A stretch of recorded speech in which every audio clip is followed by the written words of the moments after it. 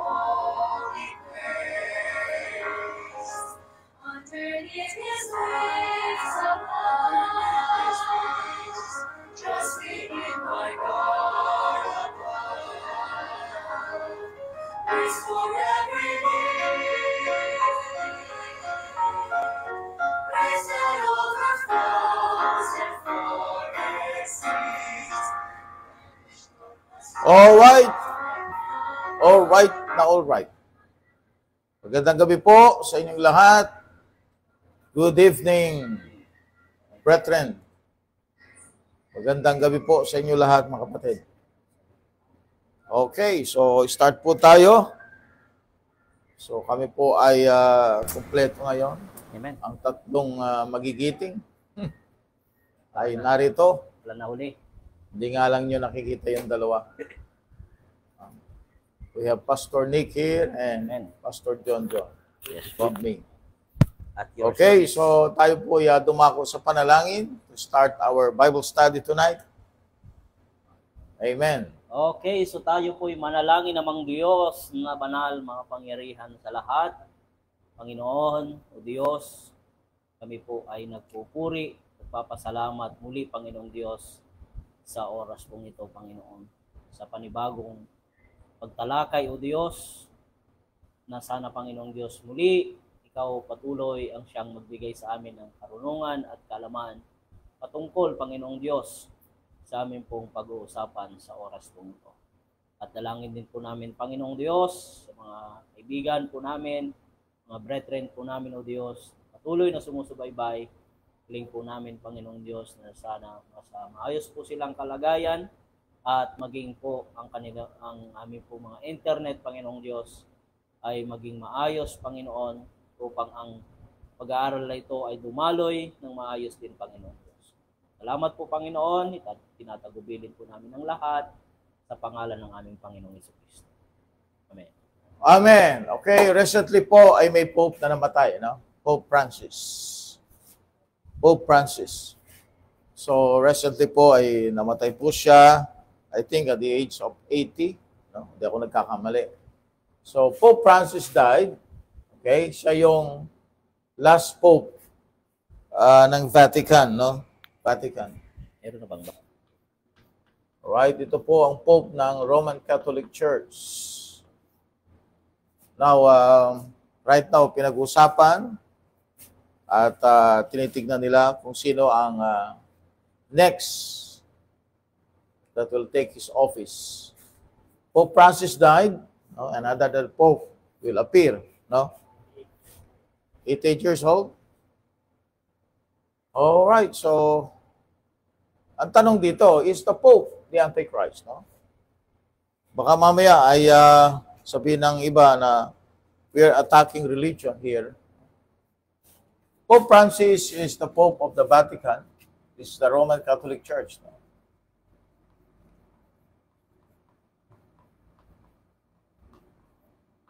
Roman Catholic Church has about more than 1 billion of followers and members.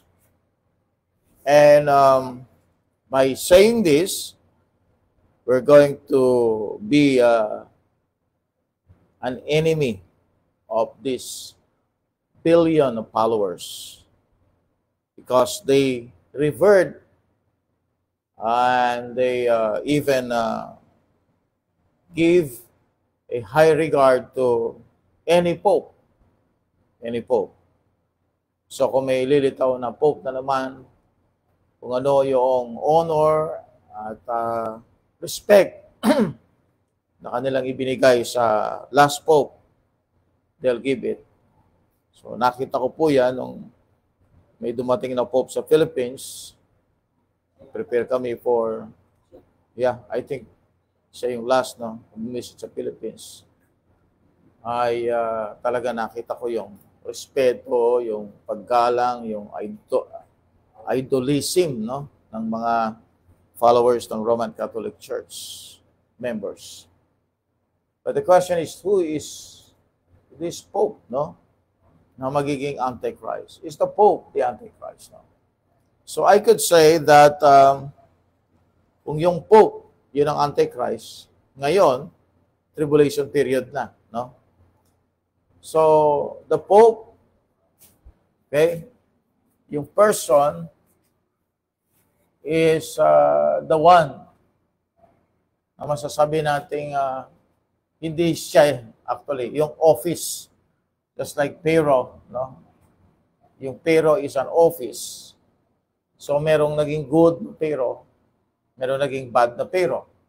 But the office, ibig sabihin, that the Antichrist will come from the office of the Pope. No? So the office of the Pope. Dito lalabas po yung Antichrist. So it could be the next Pope, no? It could be the next one. The next one. Baka yung susunod na, no? Is the Antichrist. So, the office of the Pope. Now, who said this? No? Sino nagsabi nito? Actually, ang mga reformers, during the time of Reformation, they said that the Pope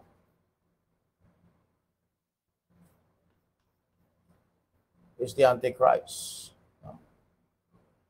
Right? That is what they believe. The Pope is the Antichrist. Even the King James Bible translators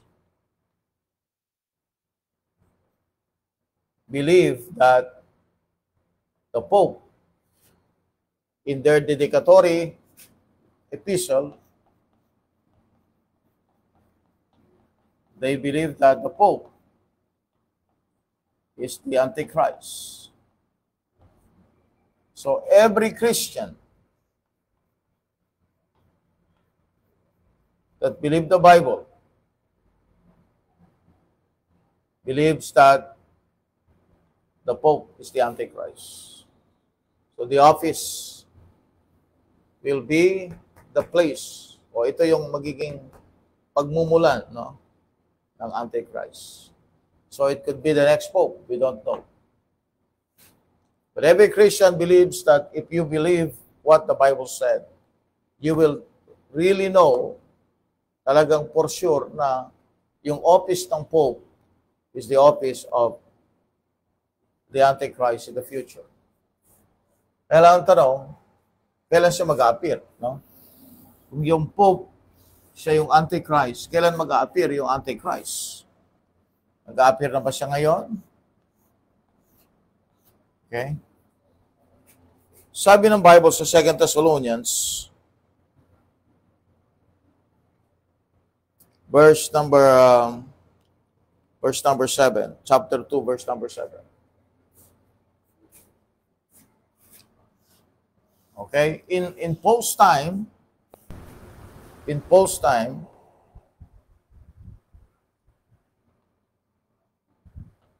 the Antichrist or the mystery of iniquity that already worked. So this mystery of iniquity already worked, no? Sabihin,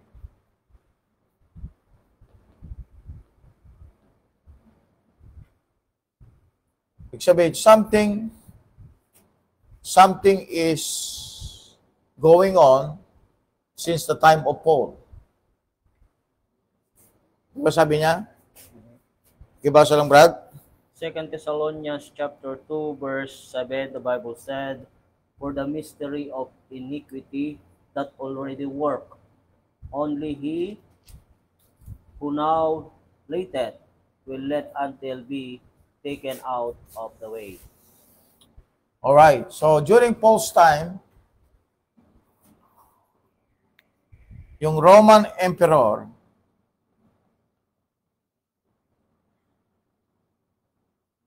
yung Roman Emperor during Paul's time, ay bino-worship na siya, being worshipped.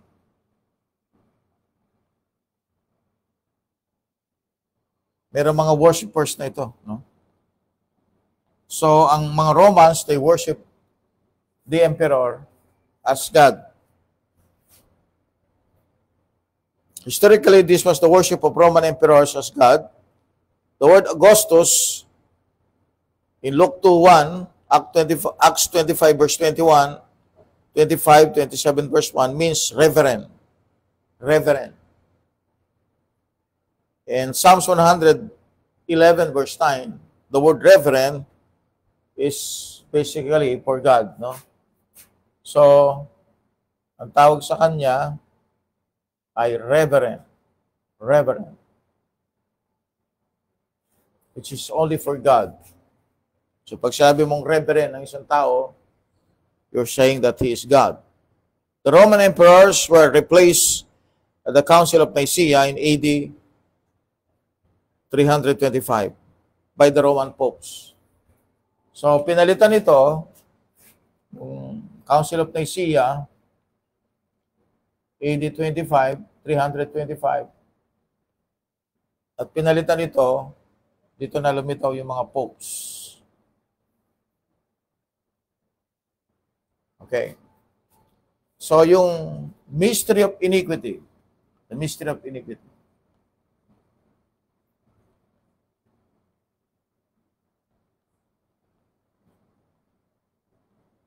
alright? Nandun na sa paulo ni Paul. So, if the rapture will come, diba, rapture and then tribulation period, church age muna, then we have the rapture. Okay? Kung sa panahon ni Paul, nasa ano na ito, no? Nasa 1st century, yung mga 100 AD onward. Sa panahon ni Paul, not AD 100, but ano pa, atras pa, ng mga nasa 70, before 70 AD. So, Paul's time, kung nando na itong mystery of iniquity, if rapture arise, or dumating sa panahon ni Paul, who's going to be the Antichrist? The emperor. So, nando na yun the mystery of iniquity. Ngayon, replace siya ng Pope. So, ibig sabihin, anytime during the time of the church age, the one that replaced the Roman emperor, which is the Pope, will become the Antichrist. Okay, now, punta muna tayo dito sa verse number 3. Pakibasa lang, Brad.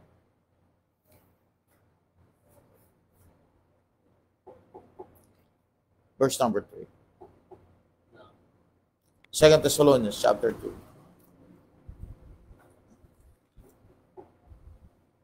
2 Thessalonians chapter 2, verse 3. Let no man deceive you by any means, for that day shall not come, except there come to falling away first, and that man of sin be revealed, the son of perdition. Okay. So yung revelation, mangyayari lang after ng, ano sabi ng Bible? Falling away first. Except there come a falling away first. So ano itong falling away first na ito? Okay? So the man of sin be revealed. So yung revelation na yon, ibig sabihin yun yung appearance, yung pag-appear ng Antichrist. Kung pag-uusapan ang knowledge, so dito sabi ng Bible, hindi pa siya nare-reveal. So ang revelation dito means the appearance, pag-appear niya, paglitaw niya. No? But yung revealed truth, okay, revealed truth about the Antichrist, it is already revealed to us as believers. Kasi meron tayong Bible. Pero, yung pag-appear ng Antichrist, the man of sin, ayan, yun ang man of sin, man of sin. Yung bodily appearance niya, no? Yung sino siya, no? Okay? Magka-appear yan daw after the falling away first. Okay? Now, so, ngayon, bakit natin alam, Pastor? At alam mo na yung Pope na yan. No? Sabi ng Bible, mag-a-appear pa lang siya. Because what we get from the facts in verse number 7, the mystery of iniquity that already works. So it's already there, no? It's already there. During the time of Paul, ando na yung mystery of iniquity. And mystery of iniquity is connected to the Antichrist. So, to Christians, according to the Bible, it is already revealed, no? That this Antichrist will come from the office of the Pope. Okay. Now, so the revelation of the man of sin, okay, is going to happen except there come a falling away first. So the first there, the first, falling away first, the first. Ano yung first na yan? The falling away first. Okay? The falling away first. So the falling away first will happen before the appearance of the Antichrist. So apostasy muna bago appearance o pag-appear ng Antichrist. There become a falling away first and the man of sin be revealed, the son of perdition. So anong mauna? Apostasy. Kaya nga may coma, no? Apostasy. So sino ngayon na magdadala ng apostasy? Do you think? No? It will come from this group. Because sila yung lalabyrinth, no? Nagkikater nito, nagkakradle ng mystery of iniquity. So they are going to bring the apostasy to the church. So after the apostasy of the church, then what will happen? Rapture. Amen? Rapture muna. Binabanggit dito sa verse number 1, now we beseech you, brethren, by the coming of our Lord Jesus Christ, and by our gathering together unto Him. So yung coming, okay, yun ang binabanggit sa verse number 1, yung word na coming of the Lord Jesus Christ, that is in verse number 1, and by our gathering together unto Him. The word gathering is this one, gathering. Alright? So, dalawa yung binabanggit dito, no? Bago yung incarnation of Satan, there's only first gathering. So, the coming, kasi both coming naman yan eh, no? Both. Is both coming. Coming yan, coming din ito, no? So, sabi ng Bible, now we beseech you, brethren, by the coming of our Lord Jesus Christ. So, yung sinasabing coming, it could be the second coming or the rapture. Alright? So, pero pwedeng ito yon, pwede rin ito yon. Alright? Pwedeng, ang binabanggit ni Paul dyan is the coming of our Lord Jesus Christ, the second coming, because ang ating pinag-usapan dito is the day of Christ. The day of Christ. So, alam natin ang the day of Christ will start here up to the millennium. So, yung gathering, that is the day of Christ, alright, tribulation period, second coming. So, both could be true, no? So, yung coming could be the rapture, and the gathering also is the rapture. Now, what will happen? No? Sabi ng Bible that ye be not shaken in mind, or be troubled neither by spirit, nor by word, nor by letter, as from us, as the day of Christ is at hand. Let no man deceive you by any means, that the day shall not come, except there come a falling away first. So yun ang mauuna, comma, and the man of sin be revealed, the son of perdition. Alright? So yung pag-reveal dito is pag-appear, no? Yung nandun na talaga siya. So the office of the Pope, yun po yung magiging office na upuan din ng Antichrist. So the Pope, okay, basically, any Pope, no? Since the time of Nicaea, and any emperor could be the Antichrist. Now, ang tanong, no? Sino ngayon yun? Sino ngayon? Sino ngayon yung Pope na yun? No? Si Pope Francis ba yung namatay? O yung next Pope? O yung mga susunod pang Pope? O check natin muna, no? Alright? Sa Bible, pag sinabi nating Antichrist, hindi na ito bago, no?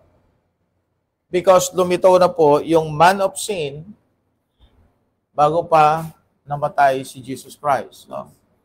Yung man of sin, andito na siya, no? And this man of sin, ang tawag sa kanya ay son of perdition. The son of perdition. Alright? So yung man of sin is called the son of perdition. Alright? So Judas Iscariot, revealed ito sa Bible, no?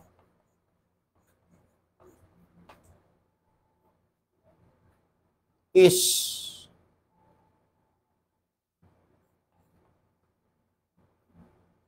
Iscariot. So 13 letters yan. The man from Iscariot. The man from Iscariot.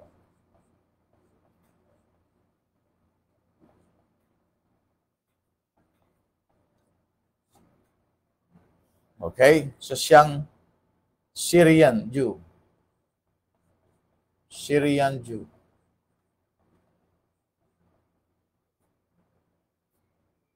So si Judas Iscariot, 13 letters, is the son of perdition. Okay. So yung man of sin ay tinawag siyang son of perdition. Okay. Kaya nga sabi ko sa inyo, kapag Christian, okay, na meron tayong pag-aaral sa Biblia, alam natin na wala nang iba kundi yung office of the Pope. Okay, now, so, baka naman sabihin, Pastor, you are prejudiced, no? Tignan muna natin sa Bible. Okay. Now, the son of perdition, binanggit po sa verse 3. Pakibasa lang ulit, Brad.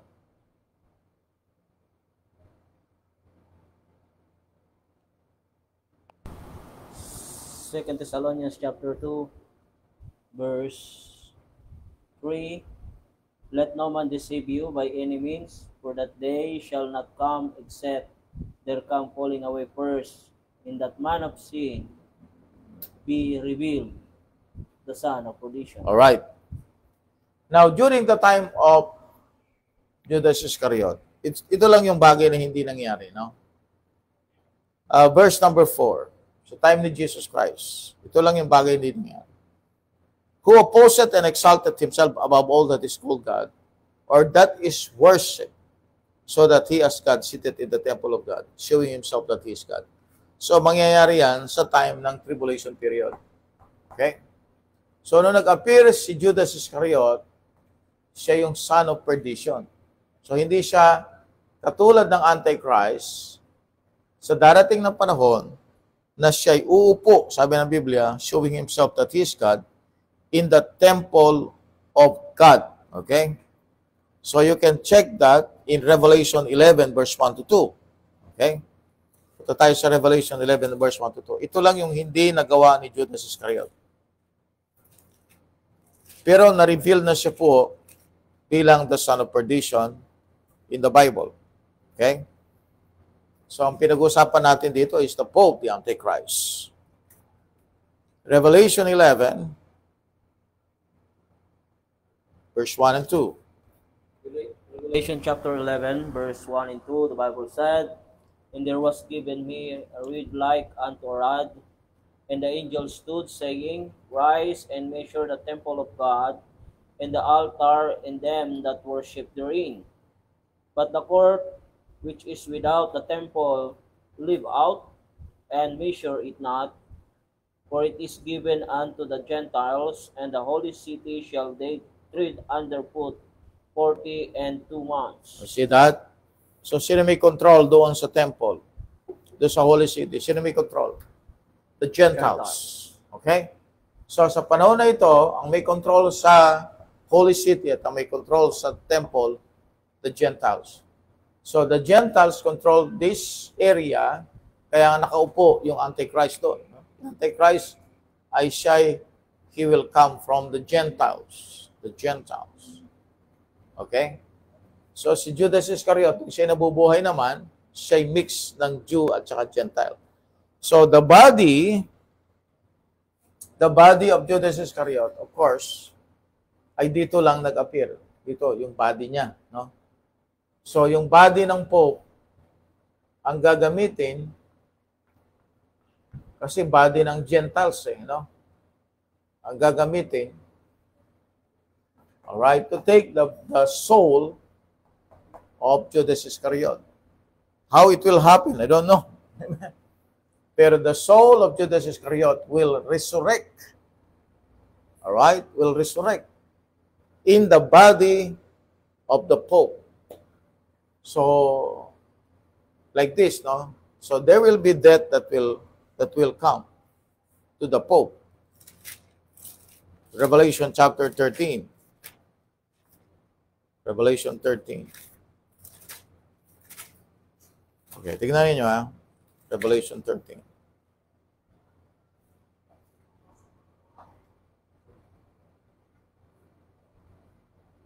Verse 3.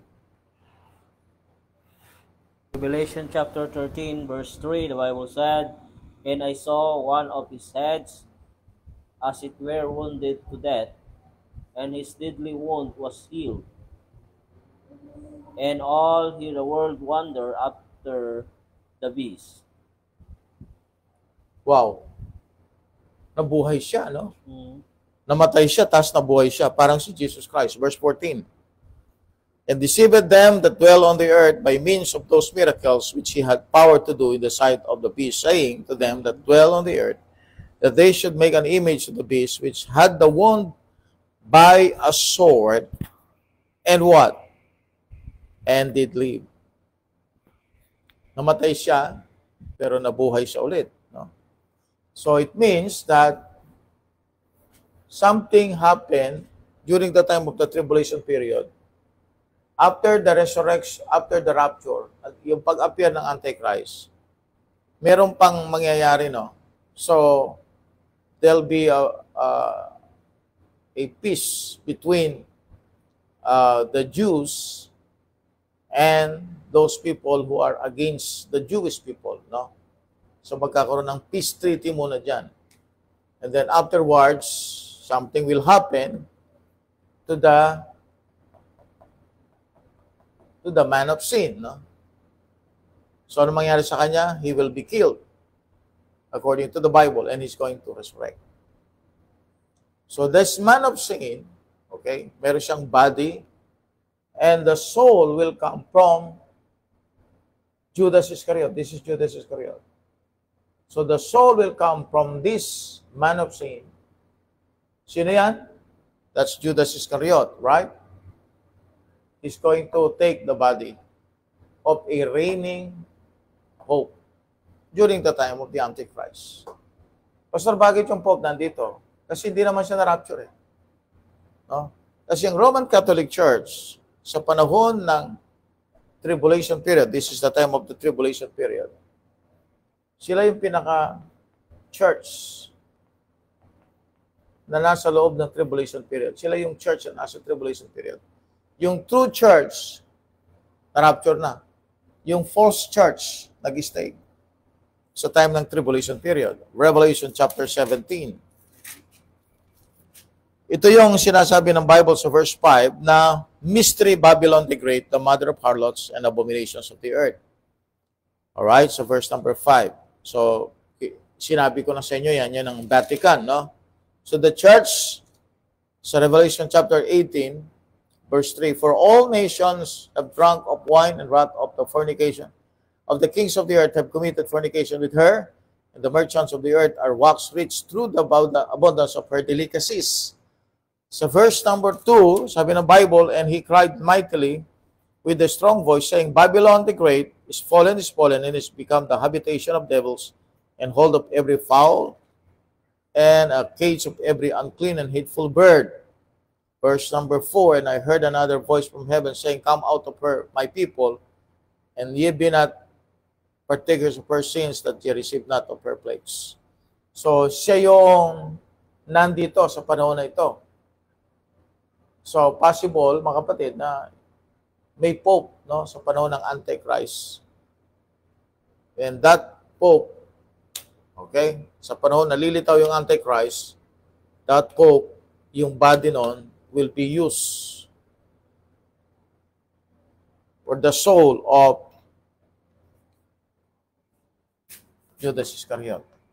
Ngayon ang tanong, nasan ba yung soul ni Judas Iscariot? Papasok sa body ng Antichrist. Okay? Trinity ito eh, no? Yung spirit ni Satan nandun sa body at yung soul ni Judas Iscariot nandun sa body. At yung body na ito, okay, na mag-a-appear, ay manggagaling doon sa Mystery Babylon the Great, yung church. So it will come from the church. The body will come from the church, and that body is the body of the Pope. Okay? Now, let's go back to 2 Thessalonians chapter 2. All right, 2 Thessalonians chapter 2. The Pope, any Pope, claims the title of God. Sa kanilang cup, okay, may cup ang mga Pope. May cup ang mga Pope. So they have a cup. Alright? At sa kanilang cup, mag-appear yung salitang, ito po yung nakasulat dito, no? Vicarious Filii Dei. Vicarious Filii Dei. Ang mga Roman letters po yan, ang equivalent yan, pag inad mo yung mga Roman letters na merong number, L, I, V as 5, C as 100, I, okay? And this one, ang letter nito is V also, Vicarious Filii Dei, amounting to 666. That's in their head, no?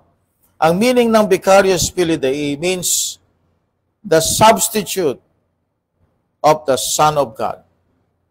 So they are worshipped as the substitute of the Son of God. Jesus clearly identified the son of perdition in John 17:12.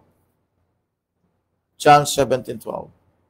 Okay, now, basahin ulit natin sa 2 Thessalonians chapter 2 verse 3. Let no man deceive you by any means, that they shall not come except there come a falling away first, and the man of sin be revealed, the son of perdition. Very clear, yung man of sin is the son of perdition. Now, let's go to John, Brad, 17:12. Sino yung son of perdition doon?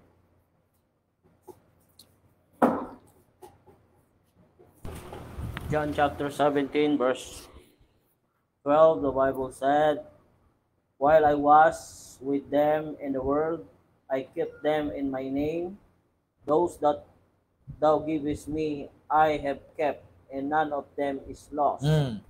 But the son of perdition, that the scripture might be fulfilled. Alright, so who's the son of perdition? It's Judas Iscariot. And according to Peter, saan siya pumunta? Okay? Acts 1, verse 25. He went to his own place. That own place, makita po ninyo yan.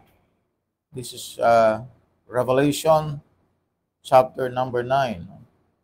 Okay? So that is own place. Saan ang place nito? Bottomless pit. Bottomless pit. Revelation chapter 9. Okay? That's his own place. So yung lumabas doon na angel sa Revelation number 9, that's called, yung lugar na yon ay tinawag na Abaddon, Apollyon. Ang ibig sabihin ng Abaddon and Apollyon sa Bible is perdition. Let's go to Revelation 9, please. Revelation 9. Who is the Antichrist? The Pope. Amen? The Pope. Sinong Pope? So, any Pope after the rapture. Revelation 9. Okay? And then let's go to verse number 11. They had a king. Sige, Brother Simon. Revelation 9:11. 9:11. Chapter 9, verse 11. And they had a king over them, which is the angel of the bottomless pit, whose name is the Hebrew tongue is Abaddon, but in the Greek tongue at his name, Apollyon. Yeah. So, yung angel ba na ito ay good angel? Hindi po. Siya ay fallen angel, no? John chapter number 6, verse 70. Fallen angel yan. Jesus answered them, have not I chosen you 12? Diba sa 12, nandun si Judas Iscariot? And I chosen you 12, and one of you is a devil. So, ang ibig sabihin ng devil is a fallen angel. So, doon sa nasa Revelation chapter 9, the king over them is an angel. That's a fallen angel. The devil is a fallen angel. Verse 71, he spake of Judas Iscariot, the son of Simon, for it was that should betray him, being one of the 12. See that? That is Judas Iscariot. That is the son of perdition. Okay? So, hindi normal na tao pala itong si Judas Iscariot na ito. Sabi nga ng Panginoon, better pa sa kanya na hindi siya pinanganak. No? Ibig sabihin, there's a supernatural thing happen. No? Doon sa birth ni Judas Iscariot. So, yun ang sinasabi natin, no? The mystery of iniquity. Mystery of iniquity. This is where the Satan will be incarnate. and Satan will be incarnated in the body of the Antichrist. And the body of the Antichrist is the body of the Pope. Sapagkat nandun na yung line. Kita na yung line, no? Dire-diretso na yung line. From here, from post time up to this time. Ano yon? The Roman Emperor worshippers. They were called reverend. And then in Council of Nicaea, they replaced yung Pope, they replaced yung Emperor ng mga Pope. So the office is already there para gamitin ng Antichrist balang araw. The Gentiles controlled the temple of God in the time of the tribulation period. Alright, so dugtungan pa po natin. No? So balik po ulit tayo sa 2 Thessalonians chapter 2.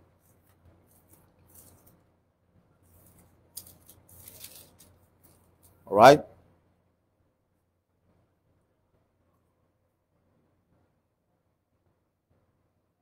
So verse 6, and now you know what withholdeth, that he might be revealed in his time. Verse number 6. So ano na lang yun nagwi-withhold?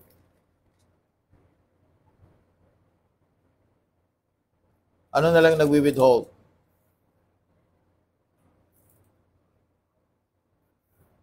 Okay, yung pag-reveal niya, ano na lang mag-withhold? So yung event ng rapture that withholdeth him. So the man of sin was revealed, and John identified the place in Revelation 9:11 and prophesied his return in Revelation 17:8. So the man of sin was revealed at the first advent. So the comma after the word first separates the rest of verse 3. The second coming in verse 1 and 2, more than 1,900 years.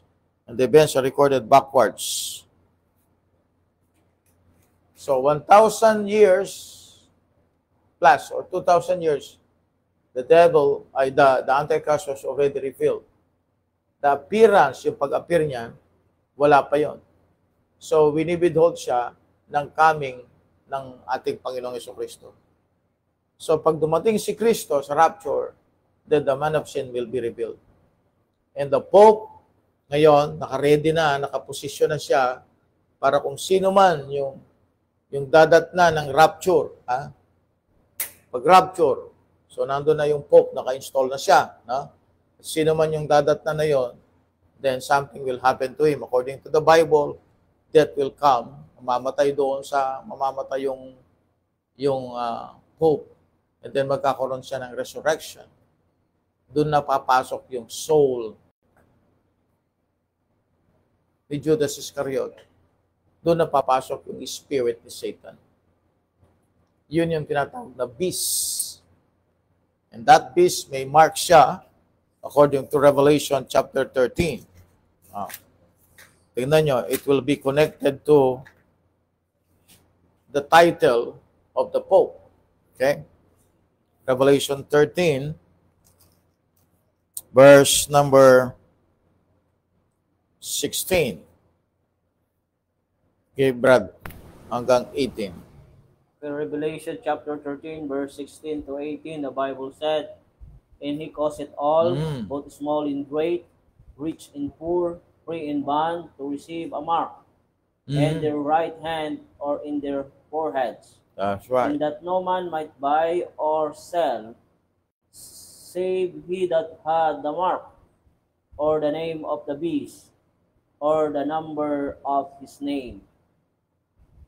Here is wisdom. Let him that hath understanding count the number of the beast, for it is the number of a man, and his number is 666. Now take note, right hand or foreheads, or in their foreheads. Either sa kanang kamay, o kaya sa kanilang foreheads. So anong ibig sabihin nito, no? Yung ilalagay na mark ay doon sa forehead or either sa kamay, no? So pag pinag-connect mo 'yon, no? pinag-connect mo yon, it's a salute, no? Salute. Pasinin mo, yung foreheads at saka yung kamay. Pinag-connect mo. It's salute yun, no? So, that's the military, no? Salute, as a military salute. Either ganon, ganon, sa military salute, no? At makita mo rin, usually, ang re-respect, no? Doon sa pinaka-military head. Either meron siyang salute, no? O meron siyang oath na ginagawa. See the oath then? Position. Okay? Oh. Ngayon, magpapansin mo rin dyan, sa religion, meron ding mga nilalagay sa noo, no? Right? O, pagka Passion of Christ, pagka Lenten season, minalagay din sa noo. That's a mark. Pero sabi ng Bible, receive a mark in their right hand or in their foreheads. Sa Bible, sa Book of Revelation, I think chapter 7, na yung Lord's name was placed to 144,000 in their foreheads. Okay? So, ginaya niya ngayon yung Diyos na nilalagay niya yung pangalan sa foreheads. Okay? So, sapagat sa foreheads, doon po yung pinakamalinaw na lugar para makita mo ang tao, loyal, no? Loyalty kasi ito eh. Loyalty kasi ito, ang ibig sabihin nito. That no man might buy or sell save he that had the mark or the name of the beast or the number of his name. Here is wisdom. Let him that hath understanding count the number of the beast, for it is the number of a man, and his number is 600 3 So we have 666 connected dito sa Antichrist. So, parang parang alam na natin. No? Sa panahon ng Reformers, pagkakaiba nga lang sa atin, sa time ng mga Reformation, group at leaders, they believe na yung existing Pope, yun na mismo yung Antichrist. Okay? Kasi sila ang tayo nila is preterist. So, lahat ng prophecy napupulfill na sa panahon nila. Okay? So, they believe na yung Antichrist mismo, yun yung Pope. Tayo naman, we believe that the office of the Pope will be the Antichrist. Hindi pa siya ngayon yan. Kasi kung yan na yung Antichrist ngayon, ano na tayo ngayon? Tribulation period na tayo. So is the Pope the Antichrist? Yes, if the rapture happened. Kung nangyari na yung rapture. No? Pero yung office ng Pope, yun na yung gagamitin ng Antichrist palang araw. Okay? So paano kung si Pope Francis nabuhay ulit? Siya yun na pala yun. Ano? Okay. Wala, nasa tribulation period pala tayo. Okay? So maliwanag po, yung Pope ba yung Antichrist? Kung natapos na yung rapture at nandun na tayo sa heaven. At yung mga naiwan dito sa time ng tribulation period, yung existing Pope, yun na yung Antichrist. Oo, wala na. Alright, so hopefully, naging maliwanag po sa atin ang pag-aaral natin ngayon gabi. No? Amen, amen. Okay, so tayo po ay mag-pray muna. So tayo po ay magtapos sa panalangin. Malamig dito, Brad. Let us pray, dakilang Diyos, amang banal, makapangyarihan sa lahat. Salamat, Panginoong Diyos, sa inyong pong kabutihan sa bawat isa po sa amin, sa enlightenment, Panginoong Diyos, na pinagkaloob niyo po sa bawat isa po sa amin, Panginoong Diyos, kasama, Panginoon, ang mga kapatiran na sumusubaybay sa oras. O Diyos, dalangin po namin, Panginoon, sa susunod pang panahon, sa mga tatalakayin po namin muli, Panginoong Amen. Diyos, na ikaw patuloy, Panginoong Diyos, ang siyang mag-guide sa bawat isa. At maging, Panginoong Diyos, sa mga hindi pa po nahanap, Panginoong Diyos, ang Yes, Lord. ang katotohanan patungkol sa mga pinag-aaralan about po dito, Panginoong Diyos. Dalangin po namin, ikaw ang siyang mag-guide sa kanila, Panginoon, upang mahanap po nila, Panginoong Diyos, ang pag-aaral patungkol sa inyo pong salita. Pagpalain niyo po, Panginoong Diyos, ang bawat sumusubaybay at ang aming pong tagapagturo, Pastor Jonathan at Brother Nick, maging Panginoong Diyos, Brother L.A., Panginoong Diyos. Dalangin po namin, Panginoon, na patuloy niyo po kaming gabayan, Panginoong Diyos, at dalhin sa isang lugar na ito, Panginoong Diyos, upang kami, Panginoon, ay makapagbahagi, Panginoong Diyos, ng inyo pong salita at ang mga dapat malaman patungkol po sa inyo pong salita, Panginoong Diyos. Panginoon, ito po, Panginoong Diyos, ay tinatagubilin po namin muli sa iyo sa pangalan ng aming Panginoong Jesucristo. Amen. Amen. Amen. Praise the Lord. Okay, so shout out po tayo. So nadagdagan tayo ng dito, kasama. Amen. Brother L.A. Okay, so shout out to Brother Prince Arjen Kapili. Yan, Sister Caliana Rose Gonzales Nicolas, si Christian Arelia, si Mariel Castañeda, Pastor Al Bukid, Jocelyn Asam, Pastor John Paul Garcia, Pastor Christian Punanan, Brother Luis Antonio Sia, sama po namin ngayon, Sister Gemma Ermitanyo, Brother Ron Marciano, Sister Nolan May, Francisco Pileño, Amen. Brother Clark Labios, Amen. Ramon Candelaria, Jedi Seminiano Velasco, at maging po si Big Boss John, Sir. Yep. At Evangelist Dax Baarde. Amen. Si Andrew Miguel Ceci Castanyas. Yes, tama po. Si Ryan Canlas. At maging po si Pastor Wise Abito. Amen. Ang pinaka-wise na pastor. Amen. Sister Shara, syempre po, ang kanya pong may bahay. Shout out. Amen. So, yun po. God bless po sa inyong lahat. Amen. Amen and amen. Okay, please like, share, and follow our Facebook page. Gaya na din po sa ating YouTube channel. Paki-subscribe na po kung hindi pa kayo nakapag-subscribe. Nang sa gayon kayo po ay maging updated sa lahat po ng ating latest videos.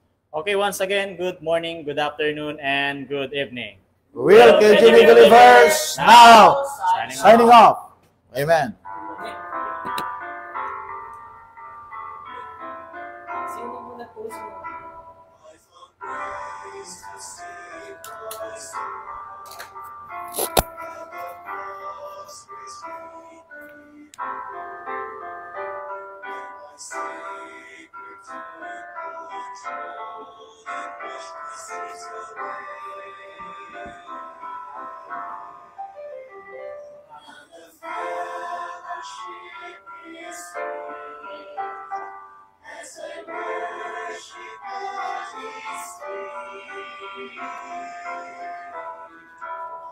Only by His grace.